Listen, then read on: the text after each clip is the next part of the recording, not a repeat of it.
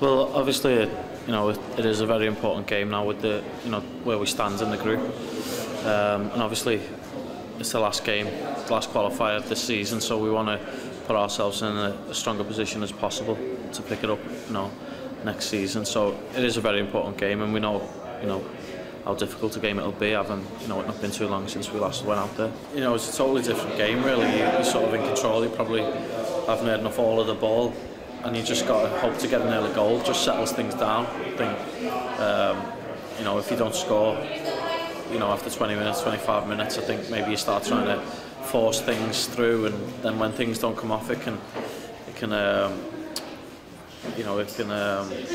sort of make you a bit more anxious. So an early goal always helps.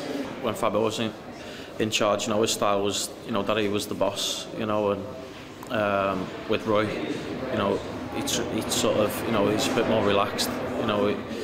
He sort of, you can have a conversation with him about, all kinds of different subjects, because he's a sort of, a man of the world, isn't he, as you'll know. So, there's a different atmosphere, but I wouldn't like to sort of say anything negative about, or too negative about Fabio's time, because, we did have, as I say, a really good qualifying campaign. It just didn't, come together in the tournament. You turn up and you do the best you can, and the rest is down, to the manager to make decisions. I think he'll be pleased that there's a bit of healthy competition, and I'd like to think he's got a couple of players who he feels can do a good job for him. So